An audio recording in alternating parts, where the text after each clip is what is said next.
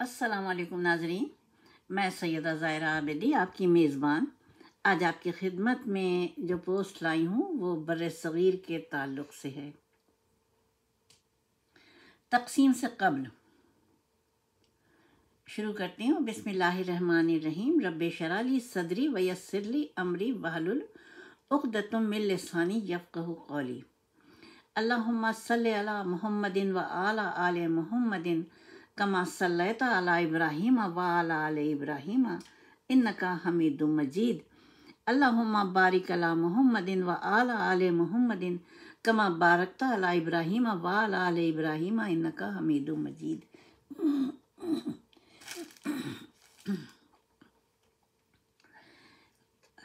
ہوا یوں کہ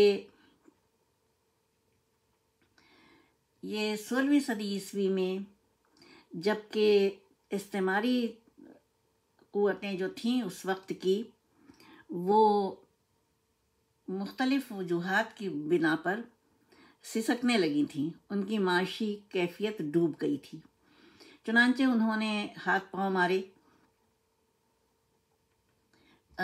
کالونیل سسٹم کے آغاز کے لیے۔ یہاں سے غلام اور آقا کا رشتہ استوار ہوا، لیکن یہ ایک دم نہیں ہوا۔ وہ آئے اور یہاں آ کے انہوں نے ہندوستان میں کلکتہ کے مقام پر دریائے ہگلی کے کنارے اپنی تجارتی کوٹھیاں قائم کیں۔ پہلے تو انہوں نے ماحول دیکھا، اور اس کے بعد پھر جب انہوں نے ماحول سازگار پایا اپنے لیے تو انہوں نے پہلے اس میں تجارتی کوٹھیاں قائم کیں۔ تجارتی کوٹھیاں قائم کرنے کے بعد انہوں نے سب سے پہلے یہاں کی زبان سیکھنے کے لیے فورٹ ولیم کالج بنایا اور اس میں اپنے لوگوں کو یہاں کی مقامی زبان سیکھنے کی تعلیم پہ مامور کیا۔ یہ ایک بہترین طریقہ تھا ہندوستان کے گلی کوچوں میں سرایت کرنے کا۔ چنانچہ ایک طرف یہ تھا، دوسری طرف انہوں نے ایک چیز اور دیکھی کہ پیسے کی بہتات نے یہاں کے جو حاکم تھے اس وقت کے راجے مہاراجے اور دوسرے جو کہلاتے تھے عہدیدار، وہ اونچے درجے کے، وہ لہو و لعب میں ڈوبے ہوئے تھے، وہ مست تھے۔ ان کو اپنے حرم سراؤں میں عورتوں کی تعداد بڑھانے کا جنون تھا۔ دوسری جانب عوام تھے، غریب غربا، ان کے لیے بس 2 وقت کی روٹی ہی کافی تھی۔ چنانچہ یہ مناسب موقع تھا کہ انہوں نے دیکھ کر ہندوستان کے محلات کی ایک ایک اینٹ گرانی شروع کی اور بالآخر محل سرا کے تخت شاہی سے بادشاہوں کو اپنی ایک ایک مٹھی میں دبوچ کر نکال پھینکا۔ پھر منظرنامہ بدل گیا، آقا غلام بن گئے اور غلام آقا بن گئے۔ یہ مستی میں مدہوشی کا انجام تھا۔ پھر 250 برس گزر گئے، غلاموں کو احساس جاگا کہ بدیسیوں سے نجات کیسے حاصل کی جائے، لیکن یہ اتنا آسان تو نہیں تھا۔ شیر کے منہ کو خون لگ چکا تھا، چنانچہ بغاوت شروع ہوئی۔ اس افتاد کے لیے بیرونی آقا جو آئے تھے وہ تیار نہیں تھے۔ انہوں نے سزاؤں کا انتخاب کیا، توپوں کے گولوں سے توپوں کے منہ پر باندھا اور پھر گولوں سے ان کو اڑا دیا۔ نہ جانے کتنی جانیں اس طریقے سے لی گئیں۔ عمر قید کی سزا بھی بے تحاشا دی گئی، لیکن ان سب کے باوجود وہ چونکہ بند نہیں کر پا رہے تھے اس بغاوت کے اثرات کو، تو ایک تعزیری بستی کا انتخاب کیا گیا کہ وہاں پر دور بھیج دیا جائے ان انقلابیوں کو۔ چنانچہ جزائر انڈیمان پر نظر گئی۔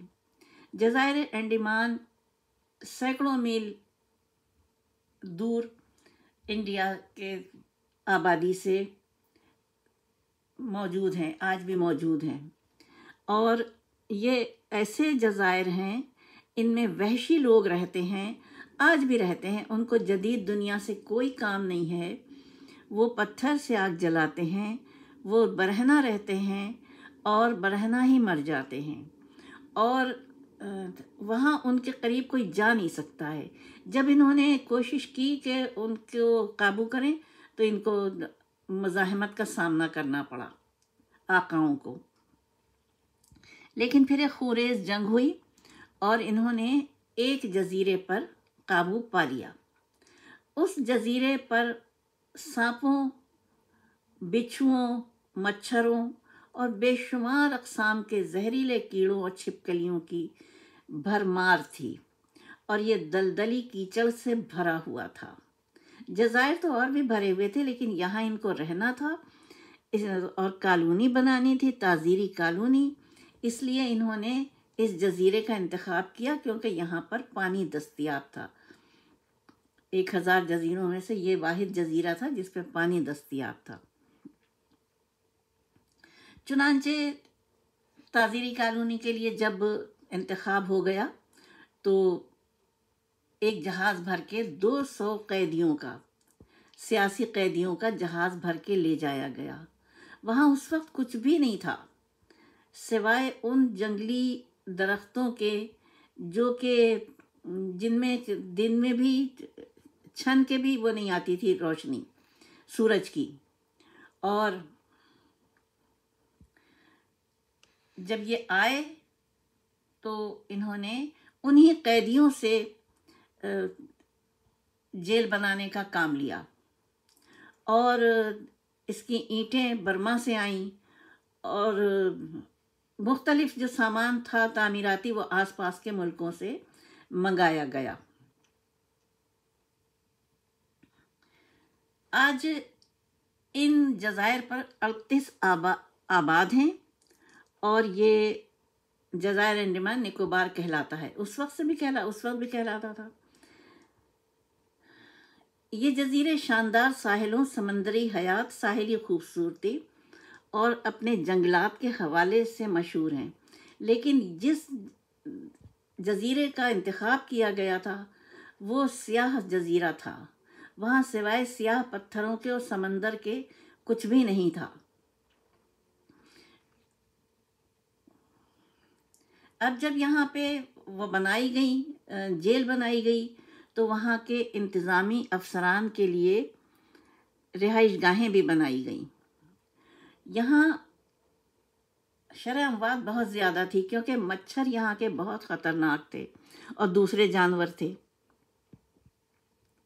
यानी और इसका नाम दिया गया काले पानी की कैद। ये एक ऐसा कैद खाना था जिसकी न दर थे न दीवार थी। अगर चार दीवारी की बात कीजिए तो साहिल समंदर था और फसील की बात कीजिए तब भी ठाठे मारता हुआ समंदर था और फरार के रास्ते मसदूद थे। और कैदियों का ये हाल था कि वो मर जाने को ज़्यादा बेहतर समझते थे। और इस तरीके से करके जब काबू कर लिया गया तो फिर बगावत कुचल दी गई। ये 1857 की बगावत की बात है। लेकिन ये बगावत वक्ती तौर से तो कुचली गई, लेकिन लावा अंदर ही अंदर पकता रहा, जो कि महज 70-75 साल के बाद फिर एक और नए लावे की शक्ल में उभर के सामने आया। अब ये इसके बाद मैं दूसरे उसमें पोस्ट में दूंगी क्योंकि यहाँ मेरा टाइम ख़त्म हो रहा है।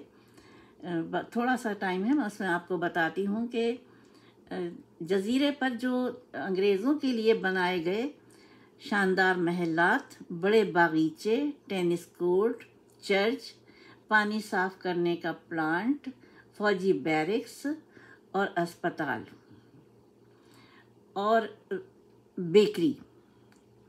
लेकिन कैदियों के लिए कुछ नहीं था। उन्हें घास उबाल के दी जाती थी।